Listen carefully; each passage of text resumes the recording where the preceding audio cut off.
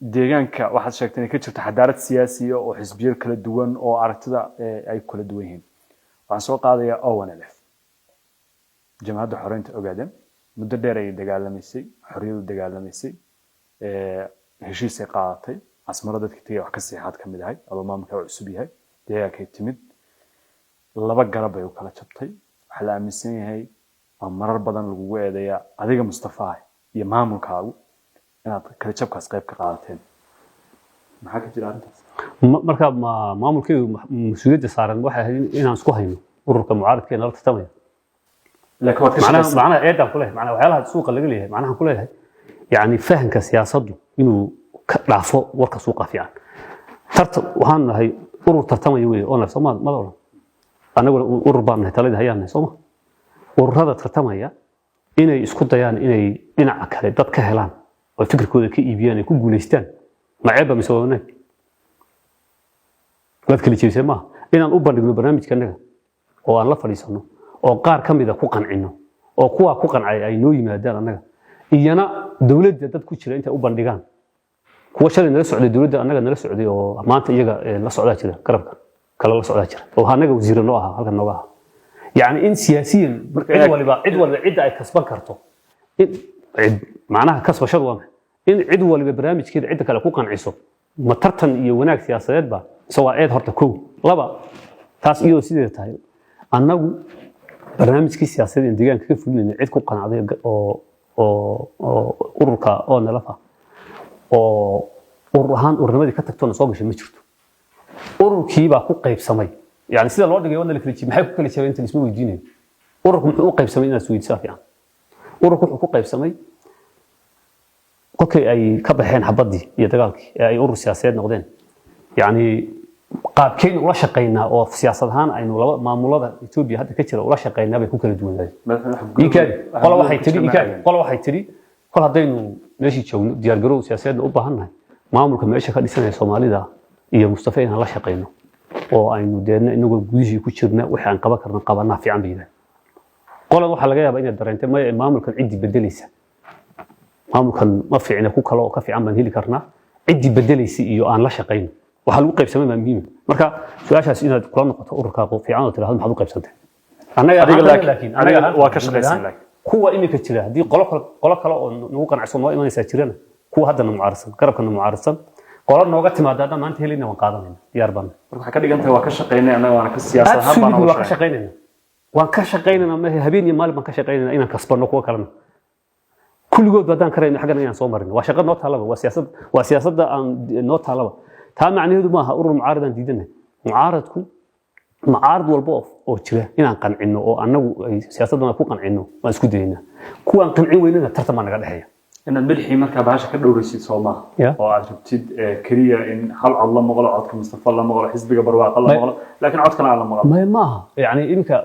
xisbi kale inuu abuurmo oo meesha ka abuurmo diidan xisbiga jira ee ururka hadda oo la garabka jira inuu nala tartamo ma diidan waan ku sheegay waxaan ku ori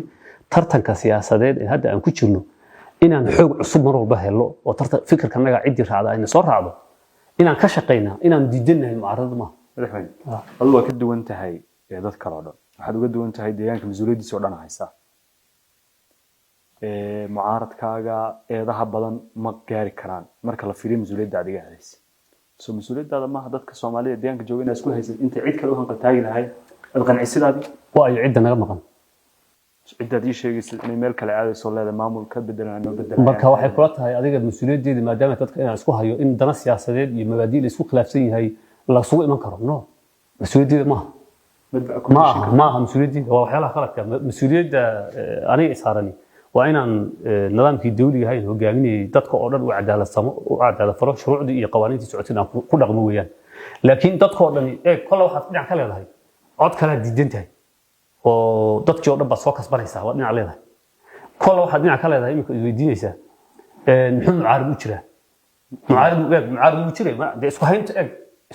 isku hayn la'aan ka muuqata mucaarib u jiro politics waa divisive waa lagu qaybsamaa wadan iyo dal meel adduunka ka jira oo siyaasad ka jirto oo dad banaanka jooga oo codkoodu dadka maamulka ay diidayihiin una jirin ma jirto marka isku hayn la'aan dadku ma jirtaan ku leeyahay wax bulsho oo hadda iskaashta ma jiro anaga tuulo la kala hayaa ma jirto dadku waa walaalo shahba la wada cabaya wax dhibaato jira ma jiro communal division balaaro deegaanka ama qaybsanaan bulsho oo ka jirta deegaanka ma jirto waxaa jirta qaybsanaan siyaasiyiin qaybsanaanta siyaasiyiintana waa qayb ka mid ah nidaamka dawliga ah in siyaasadda lagu qaybsamo siyaasiyiintaasina masaalixdooda iyo aragtidooda kolba kuwa isku soo dhawaato yaa dhinac isu maraya marka mas'uuliyad siyaasiyiinta inaan mideeyo ima saarno saasay tahay waxaan kugu bilaabay intii isku afkaar maxaa lagu midoobaya horta soo fikir maaha intii afkaar siyaasadeed israaci kartaa in israacdo intay soo kasban kartaan ay ka shaqeyso waa sababtaan kuu leeyahay cid walba annagu waan ogolahay inay noo yimaadaan ciddii laakiin ku qarci weyda qaabkan waxu wadno si aad ula dhaqmaynaa wey su-aashu ciddii ku qarci weyda inaan annaga aan soo fikirka qaabkan waxu wadno isku soo dhaweyntii mas-uuliyadda aan qaadanay iyo wadahadalka yeeli weyda tartankii inay siyaasaddii nagula jirto oo ay nala tartanto oo ay dadkii waxaan u sheegayn wax ka duwan u sheegto kama hor istaagtin laakiin inay soo baxaan inay soo baxyo sameeyaan inay aragtidooda cabiraan mararka qaar waa diidaan soo ma wixii sharcigu diidayo umbaan diidnaa laakiin inay soo baxaan oo ay afkaartooda sheegtaan oo ay hadlaan ma diidno laakiin mararka qaarkood qalalaasi iyo amni darro wixii keenaya waan ka hortagnaa dabcan wuxuuna qalalaasi hadba sida siyaasiga kursiga joogaay ku fadhiyaay uu adeegsado noqonaya soo ma qofka kursiga jooga ee maamulka haya ee sharciga meesha ka jira sharciga ee wadanka yaala hogaaminaya suu u yidaa yaa u noqonaysa qalalaasi sababta hay'ada amni baa jiro oo ka dhaxeeya cid walba laakiin dhinacii kalena tusaalayaal cad oo matalan ba haddii waxay la dhacaan amni mas'uuliyadii oo fuliya jira marka mas'uuliyadda qaata amniga saxiix baa la yiraahdaa wax kale ma jiro يعني waxaa adu dhigta maaha anu saa u dhiga maaha anu sharci soo dhigo anu sharcigi baan yaan muraad u ahaa dawladda deegaanka ee dhisneyd hadaan dawladda jirin hadii nin walba suuqa jooga raayiisa la raacayo yani waa wareer dawladdu meesha ka jirta fikirkeeda iyo qawaaniinta qoran ee xagga amniga ka saaran yaa lagu tabaqaya laakiin caburis noocaas ma jiro madaxweyne adigu intaad xukunka imaan aragtida oo nalif aad waa aaminsanay waa difaaci jirtay mararka qaar qadiyadaha qaybo ka mid ah maanta qadiyadii iyo aragtidii noocaas ahayd ma aaminsan maxay ahayd qadiyada onan gobolkan xornimo helo inuu noqdo gobol soo isku tashada may qaban yow taa hadda maanta mad weydiis ma aan ku weydiinaa hadda aan wada joognaa aan ku weydiinaa aragtidii maalintaas qabtay maanta aad ma qabtaa Mustafa anu aragtidan qabo waxay ahayd dadkanaga shacabkanaga deegaanka jooga koow inay xor noqdaan waan qabaa maanta xor waa maxay macnaheedu marka inaan Ethiopia ka go'no calan qaadano oo aan ornaa mise waa inaan anagoo Ethiopia ka tirsan xuquuqdanada iyo xorriyaddanada ku helo oo maamul shaqeynaya iyo ummad aan lagu tacdiyan aan noqono kolba tabartanada iyo duruuftanada halka ay dhigto inaan raacno oo waaqici noqono fikrada qaba iyana way qabaan hadda igama duwana waxa ku cadeynaya urur siyaasi oo dalka Ethiopia ka halgamay way maanta taa kuma kala duwan aniga oo aragtida kuma kala duwan shalay tacaddigii iyo tigreegii dadka leeynayay dhigeyso iyo baabi umada haystay haddii uu jiray dareen ahaa war waxaan kuma dhex noolaan karnay aan banaanka ka istaagno oo aan ka baxno waa la wada qabay boqolaal sano fikirka la qabay waaqac maanta jira sidii uu yahay aan ula dhaqanno oo wixii noocaas ah halgankii hubaysnaa noocaas ah iyo duruufihii jiray inuma saamixin haddaan wix tacaddigii nagu socday naga istaagayo bal aan tijaabino inaan nidaam Ethiopia dhexdiisa xuquuq ku raadsanada waa fikir aan ka midaysanahay maanta waa koow kuma kala duwan laba dadka Soomaaliyeed ee deegaanka ku nool khayraadkooda iyo maamulkooda ha u madax banaanaan waa fikir aan qabo kolka ahdaaftii shalay aan qabin baa maanta na qaba laakiin marka aad leedahay ururka on ahdaaftiisa aaminsaneedna ahdaaf aan ku diidanaa baa jiray waaga oo magacu ka mid yahay kuwiina sidii baan u diidanaa bayzawey ina anu oona xukun kama hayn weligeena ma noqon halka in ay dadka dhageysanaya khalad ka fahmaan ma weligeena xubin kama noqon weligii allahayna maanan hayn qof taageersan magaca ay wataan mar walba waxaan taageersanaa xilliga iyada ah dadka naga la leeynayay gabdhaha naga la kusanayay waa la baabinayay ummadan looma joogin xilli marka lagu mashquulo magacani ma saxba ma khaladba waxay doonaan hala baxaan jin hala baxaan haday doonayaan laakiin in dad bilaa magac dartii lagu batmaansado oo nidaamkii Ethiopia ka jira uu ku laayo gabdhaha ku korsado ku dilo ku xalaalaysto sax ma ahayn saadaradeed eeg marka waxa jidkan isku soo dhacay anigoo tacadigi dadka naga lagu hayay dhibaato lagu hayay diidan oo arkay inay khalad tahay dadkan in la beegsado iyaga oo markaa cod u ahaa fikirkii ahaa dadkii aan la laynin waa laga yimid maanta labada mid waxaan nahay siyaasiyiin iyana waa urur siyaasiya oo adsaba ka register garaysan oo golaha doorashooyinku yaqaano oo Itoobiya dhexda ka halgamaya aniguna waxaan ahay urur siyaasiya oo kii talada hayay ee dalka la socdaana waxaad ka sheekeynaysaa hore aad leedahay shalay inaad ka sheekeynaysaa maanta ma taagna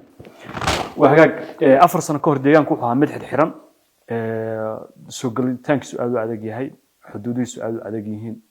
دتكو إن حريده اللي بتاعن عياله على التاعي حقيقة المركز دي بالله الله تو نعم كجودة إثيوبيا نقيبة يوكا ما رب بدنا إثيوبيا ولي بها كتير سياسة ده إنه فرفرة أو دتكو أي سوق سفر كلا أو فرماض ما مصطفى كشقي مسه واسبدل جودة إثيوبيا isbedelka guud ee Itoobiya wanaag uu keenay baa jira oo fara badan annaguna maamul ahaan deegaanka intaan joogno isbedelkaas wixii wanaagsanaa ee ka yimid inaanu qaadano aanan caqabad ku noqon koow laba inaan ku sii darno aan hal ku darno labadaba waan keenay waxa kamid ah isdhexgalka Soomaalida ee geeska Afrika ka socdo kale annaga ku darnay dab weeye oo dawladda Itoobiya maanta dawladdii saska ka qabtay Soomaalida inay isu tagto oo ay ganacsi iyo bulsho ahaan isdhex maraan ma aha waa dawlad ka duwan oo aaminsan mandaqadan dadka ku nool inay isku dayihiin isdhexgal Itoobiya Soomaaliya tan waxaan ka hadlayaa gobolka furfurnaanta gobolka siyaasadda ama safarka ama siyaasadda haato uu ka duwan yahay 4 sano sidoo ku ahaa waa Mustafa ayaa sabab u aragtay siyaasadda Mustafa xaliya mid meesha dawladda ka dhisan anu shakhsi baan horta eeg maada dalka ka timaadeen maadaama oo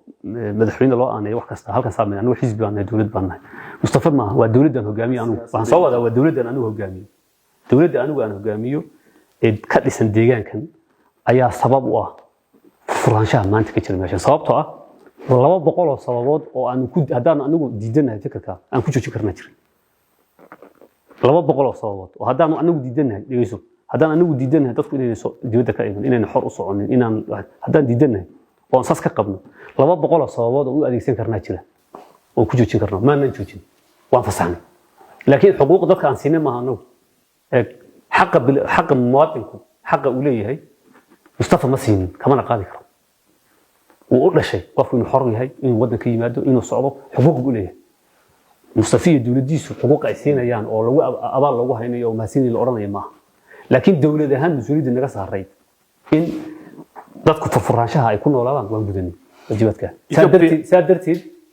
maadaama eedeeda aan yeelan lahayn ammaanteedana waa inaan yeelano Itoobiya labadii sano ee la soo dhaafay dagaalada ayaa ka socday waqooyiga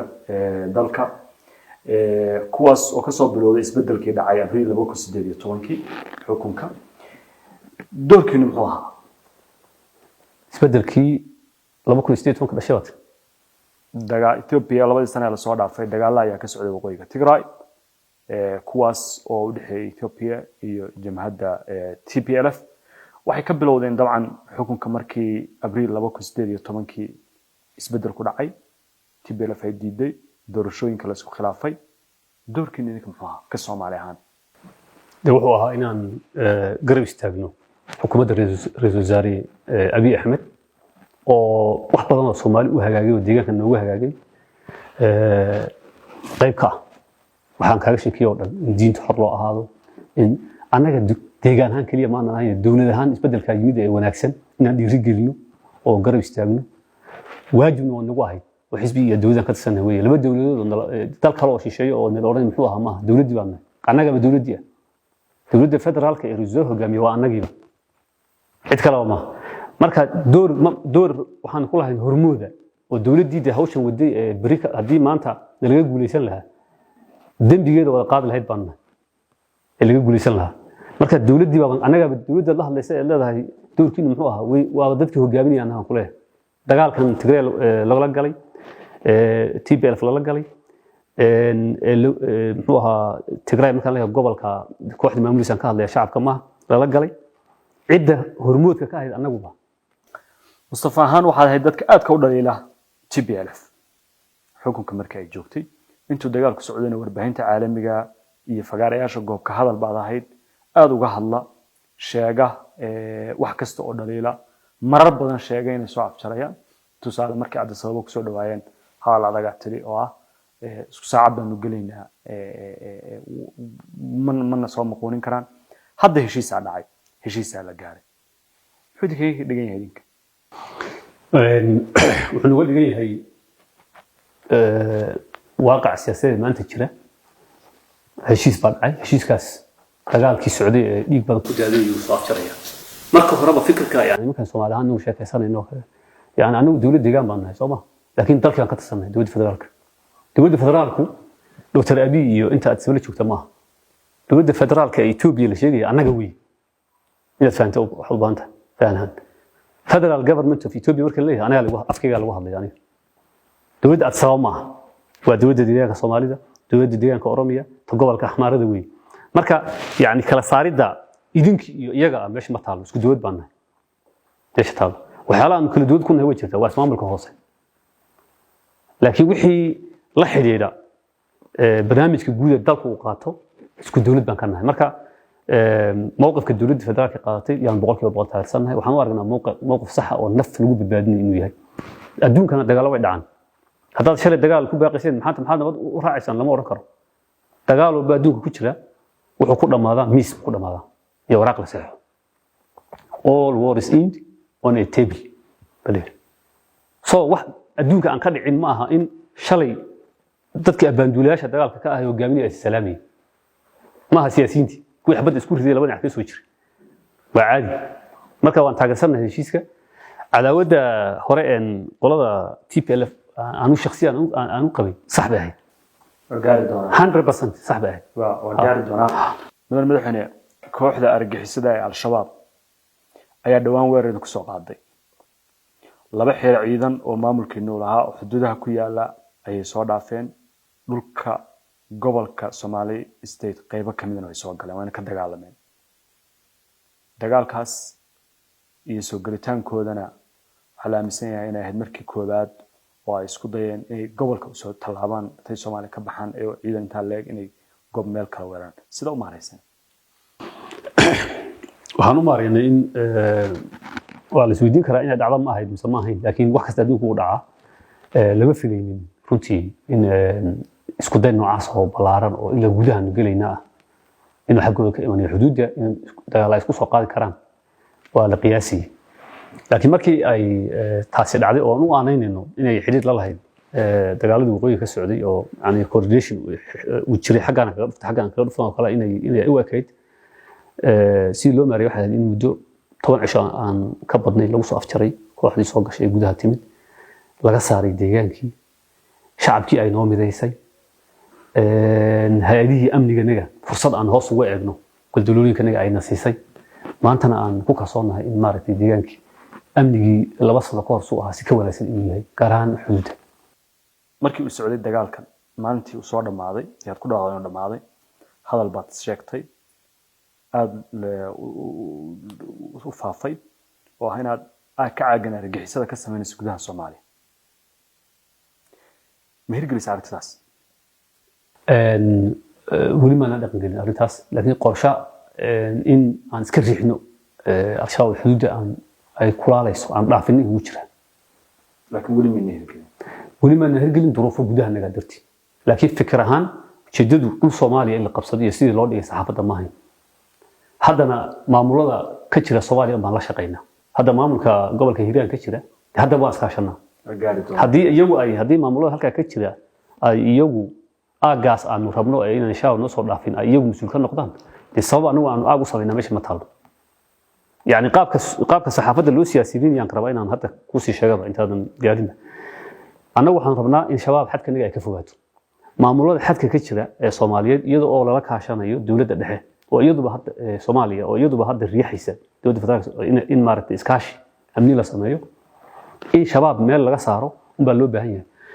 aag baa la sameeynaya iyo wixii la dhexgeliyay ee kala ma ahayn hada loo markii baa leeyahay laga yaabay loo turjintay inaan u qabsanayno kale ma ahayn saamayn deegaanada xuduudaha ku yaala yeed iyo aato iyo ceelberde waxay kamid yihiin goobaha ciidanka adiga xukunta ee Liu Police ay ka howlgalaan waa dhul Soomaaliyeed gudaha Soomaaliya ku yaala haddana ciidanka Liu Police ka jooga halka seed maxad dareemaysaa markaas baydhabo ayaa jooga ciidanka Ethiopia oo amisom ku jooga ma ka hadlayo waxaan ka hadlayaa ciidanka Libyans ee gaarka maxamed yaa jooga ismaaciil yaa jooga ma ogtahay maantaba inaad ka maarantid inaad tagto xawaalad haddii aad ku sugan tahay Yurub iyo Ameerika baysi waxa uu ka qabtirayaa inaad lacag u diri karto ehelkaaga iyo asxaabtaada adigoo ku sugan gurigaaga iyo goobtaada shaqada kala soo deg App Store-ka iyo Play Store-ka marka yani ciidan la isla ogol yahay hadduu meel joogo processkii sharciga iyo nidaamka sharciga inuu marinta dadka ka hadlin kasakow wax badan oo dhibo ma jiro anaga xuduudda meeshan ka sheekeeyay xuduudda bayzooy xuduuddu waa anigu ma joogo xagga Soomaaliya halka ka khaldanta iyadii aato ina tagtay iyo kala ma garanayeen waxaadkii ku taala aan ciidankana dhanka deegaanka nagu jooga ciidanka deegaanka Soomaaliya waa anaga u tagay oo diyaarad u tagay meeshii degan yihiin waan weydiinayo magaalada kuma jiraan magaalada xan ka soo kaysay joogaan hadii loo baahday laakiin magaalada soo war way galiyaan caawinayaan iyagoo ka caawinaya ciidankii Soomaaliya halka jooga waa iskaashi amniga naga dhaxeeya oo argixisada ka dhana kolka wax noo diiday ma inaan iskaasho iyana way inta soo galaan gudaha naga hadii aan culays dareen way naga caawin karaan iskaashigaasi iyo isfahankaasi labada dawlad ka dhaxeeya Itoobiya iyo Soomaaliya marka rabtaan ciidanka booliska iyo ciidanka Itoobiya oo dir kartaan Soomaaliya markaan rabno maaha markaan ka wada hadalno dawladda Soomaaliya iyo maamulka halka iyo ciidanka halka jooga waan sameyn karnaa waan sameynana markaan rabno maaha wariyaasha lagu sheegay laakiin dawladda anagu waa wada wariyaasha u macaysanaya inay markaan rabno tahay laakiin Soomaaliya maamulka halka ka jira iyo dawladda Soomaaliya anagu u sheegay operation kama qaadin aga mana sameeyno sax Soomaaliya gobolada xuduudda aad la leeyihiin tusaale ahaan Hiiraan kala dagaal ayaa ka dhacay u dhaxay dadka deegaanka iyo kooxaha nabadgelyo waxa la rumaysan yahay inaad ku lug leedihiin dagaalkaas ma dawladda federaalka haba martaan mise toos baad uga khidaabtaan odayaasha beelaha iyo maamulka gobolkaas ka jira dawladda federaalka marna oo aan ogolaanshaha ka ogolahay istaraatiiji ahaan aagaas in dadka aan caawino operationally wixii ku saabsan maalinka iyada shaqada la qabanaya aniga ima soo gaadhay mas'uuliyiinta hoosta jooga ee gobolka kuwaas way ka shaqeyn karaan ogolaanshaha siyaasadeed iyo jihada hadii la isla qaato maanta gaari baan u baahanay halkaas ay raashin noo keenado maamulada hoose qaban kara taa macnaheedu ma muujinayso inaan dawladda Soomaaliya la ogeysin ama dawladda Itoobiya la ogeysin ma ogolaanshaha aan iska kaashano argagixisada oo ka wada shaqeyno ونقدر نحيا رئيس الوزراء مركز هالك يميننا رئيس الوزراء الصومالي مدن حمزة هالك مركز يميننا أرميه سابقرت بوها أن كمر نبوها مدحينه مركز يمين مدحين حسنا أرميه إسكاشي هالك إن أرجع سيد الله دجالنا عن كل قادنا إيران إذا كنت توصى وسراكيش عيدك إثيوبيا مثلا أم عيدك جار كعات عياتكتين ماملك وتاجرتين ده كديان كان هالبن كله وتاجرتين هنا هو بيسين وصح صومه ها شو والله دقالة مكوعة ها dadka dhanaatisan mise cid gaar gacanta u gelinaysa dawladda Soomaaliya cid waayo dadka deegaanka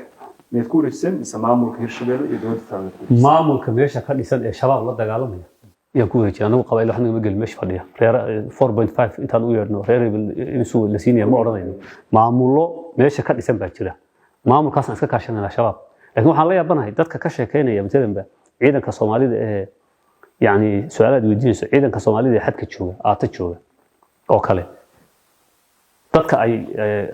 xanuunka ku hayso ama in dal la soo galay ama in Soomaali dawladda Soomaaliya la qacan dhaafay oo kale aragtida saxaabada ka sheegay la hadallo soo dhacaya waa sidaas ama maxaa dadka hiiraan ka dagaalamaya loo taageeraya oranaya ujeedadu maxay tahay ma fahmin ilaa hadda ashaab hadii waan gartay hadeen ashaab ahayn wax allaala wax ay Soomaaliya dawladda Soomaaliya iyo dalka Soomaaliya u soo kordhinayso mooyee wax ka dhimaysan garan laha ee la isugu dhibayba hawshan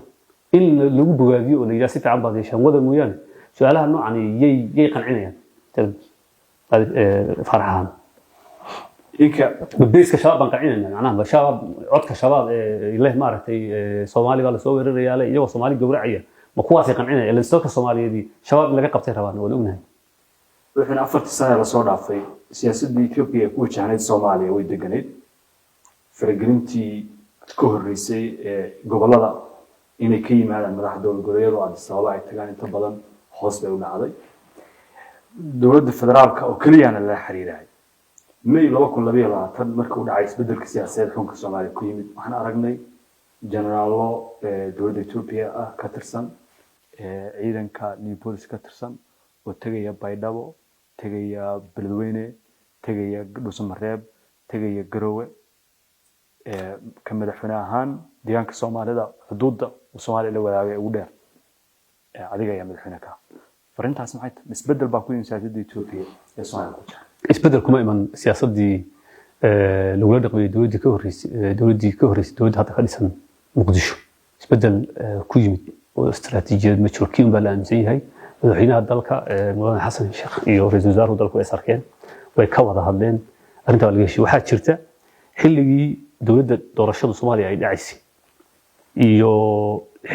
intii aan isfahankan iman intii u dhaxaysay dhaqdhaqaaqyo aan caafimaad qabin oo ka socday geeska ugu jira dhaqdhaqaaqyadaas aan caafimaadka qabin matalan ba abuurmiyay oo laga yaabo kooxo aan jeclayn in labada dal ay wada socdaan ay dabada ka riixayaan waa laga yaabaa inay yaroo kala dida marka hore ay abuurtay markaasi saraxa looga hadlo laakiin waxaas madmadowga hadda meesha uu ka baxay iskaashi buuxa iyo isfahan buuxa jira dagaalkii al-shabaab baan ku laabanaya markaad ka hadlaysay waxaad sheegtay madaxweyne in kooxo waqooyi iyo xagga isku xiran xagga kaga dhufta ereygaas ay isticmaashay waxa jira wax isku xiran oo la xiriirta dagaalka kooxdaas ay soo qaadeen kooxo kale Itoobiya gudaheeda ay ku lahaayeen hawa jiraan talan baa kuwii soo galay xad ka soo galay waxay xiriir la lahaayeen qolyaha ka dagaalama Oromiya oo toos ay dad ugu joogaan in xagga galanayo ila Oromiya galaan xagga qasab laaban rabin koo waa cadayn oo iyagoo maraya tuulaleyda meelayda degmalayda ceelkar hadda qaar meesha dhaafay oo jiro oo xagga galani way jiraan oo loo ogyahay qoladaas iyo qoladii hadda TPLF-na way isku xirnaayeen marka anagu xogta aanu hayno dhacdooyinka amni darrada dalka ka socda ama Benishaangul ka socdaan ama kuwa Tigray ka socda ha noqdaan ama kuwa Oromiya ka socda ha noqdaan kuwa shabaab ha socdaan coordination iyo xiriir inay lahaayeen shako kuma jiro dowladda Soomaaliya ma la wadaagtay wala la wadaagay labada dawladood si fiican bay wada hadleen arrimaha noocaas madaxweyne doodo iyo isku haysi badan ayaa ka jira deegaano ku yaala xuduudda gobolkan uu la wadaago ismaamulada ama qowmiyadaha kale waxa kamid ah Oromada iyo Anfarta waa dhulal muhiim ah oo Soomaalida la aaminsan yahay in la doonayo in laga durjiyo waxa ka qabateen 4 sano aad joogtay xukunka deegaanka Anfarta saddex tuulo oo hadda ka hor maamul ahaan iyaga la hoosgeeyay oo dad Soomaaliyihi ay leeyihiin yaa jira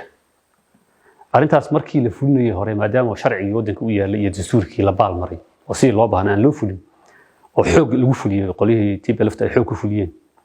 dad Soomaaliyeed meel joogo iyagoo waxba afti laga weydiin waxba la oran leeyay maamul ahaan xaggaas hoostagaysan maadaama la yidhi markii isbedel ku dhacay waxa ka abuurmay qalalaase amni oo dadkii ay leeyihiin wixii cidii dusha laga saartay meesha ka baxday hanala eego arintii marka anaga waxaan noo banaanaa maamul ahaan inaan dooda shacabka ka timid xaqiisa dad Soomaaliyeed maadaama yihiin inaan qaadano waan qaadanay siyaasiyan wixii loo baahnaa waraaqaha waan ka qornay go'aanadii loo baahnaa waan ka qaadanay dhulkani dadkan ku nool arintooda dib ha loo eego arinta ah halkii ay u baahnay in la gaarsiiyo siyaasiyan waa la gaarsiiyay doodeedina way socotaa laakiin dhanka amniga waxa dhacay duruufo kala duwan oo dagaalkii meesha ka jiray waqooyiga uu keenay markuu dambeysay awgeed iyo hub badan oo meesha soo galay in dadkii la soo qaxiyay marka maanta xaaladdan ku jirno waxa way dadkii in ka soo qaxeen meeshii saddexdii tuulo dadka Soomaaliya laga soo barakiciyay iyagoo qaxabay xaggan gobolka City galbeedkiisa qaybihii kale ee gobolka iyo ku soo qaxeen waa xaalad taagan oo u baahan labada deegaan iyo dowladda dhexe inay ka wada hadlaan sidii loo sameyn lahaa xal waara loo gaari lahaa anagu waxaan ka qabanay inaan doodii siyaasadeed arrintaas u baahnayd keeno dhanka amnigana wixii aanu difaaci karinay ahaa dhulkii maamul ahaan markii horeba deegaankana ku jiray hadda saddex magaalo oo kale amni ahaan ma tegi karno inkastoo meelaha qaar kood tagnay si aan u soo badbaadino laakiin waa deegaankana ku hoos jiraan sharciyan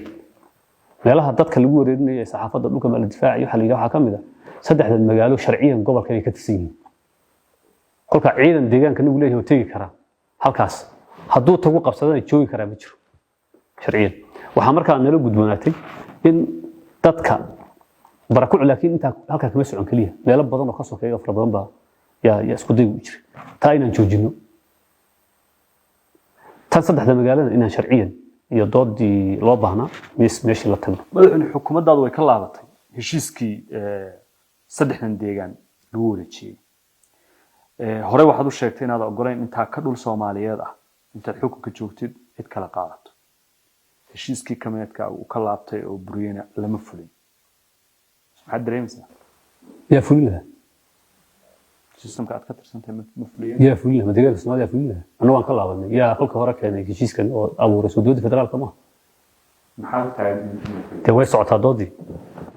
yani may fulin macnaheedu ma fulaysa ma waa la geeyay halkii loo baana golihii federationka waa la geeyay dowladda dhexe waa loo gudbiyay waa dood socota meesha ku soo dhamaataba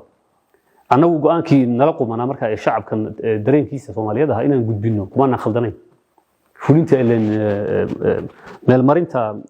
yani go'aankaasi laakiin dowladda federaalka u yaala ta kale dhulkan Soomaaliya ta ka Soomaaliyeed inaan bixiyo ma ogola de ta ka Soomaaliyeed ma aha meesha marka sharciga laga hadlo uguma aanan ima bayo Soomaaliya iyadoo la bixiyo baan u nimid oo deegaanka la tahay dhul Soomaaliyeed dad Soomaaliya yaa ku nool laakiin dhul ahaan gobolka Anfarta la raaciyay sabab Soomaaliya ku nool Soomaaliya ma bas hadaba sharciyan aan ka hadlayo isu hadalka in si kale loo tushimo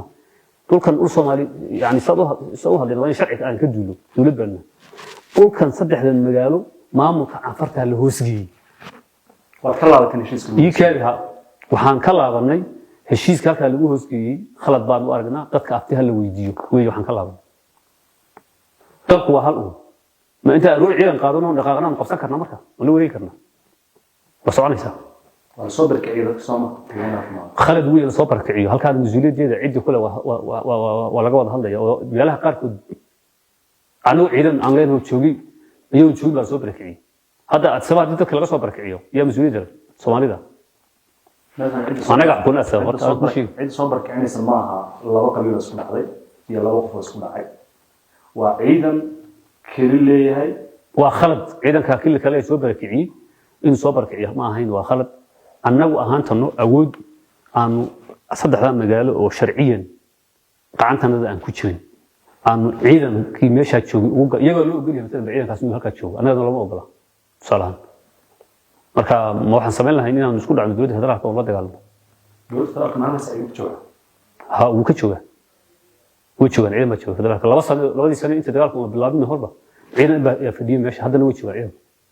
إذا في الغرب شو مال بنانو علامة لا عن فرق البركعية مجران الصومالية على سوق بركعية صح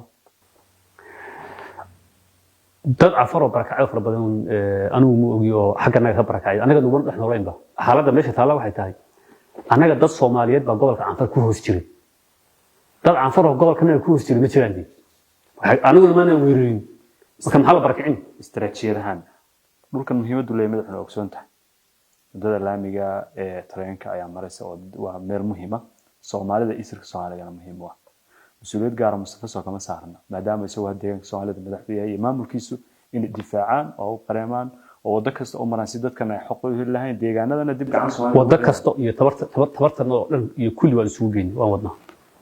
waxaan qoomeyn ma jirto halka ku saabsan oo dhinaca dadaalka dhinaca natiijada go'doomiyay way jiri karaan dhinaca dadaalka dadaal farabadan ka geysanay hawshaas iyo dadkaas inay soo barakicin iyo in maaragtay dadka halka ku nooli ee Soomaalida halka jooga xuquuqdooda inay helaan dadaal badan u galay runtii ku sharciyeed baan u galay ku siyaasadeed baan u galay ku amni baan u galay rajada ka qabtay in dhul Soomaaliyeed mar kale aan maamulkaas soo hoos gelin oo ay Soomaalida noqdaan oo deegaankeena ku soo laabtaan meeqay laagta anigu aragtida aan qabo yani hadda process baa socda badan baa socda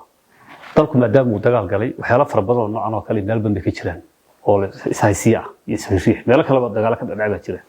waxaan aaminsanay markii siyaasaddu fadhiisato hadda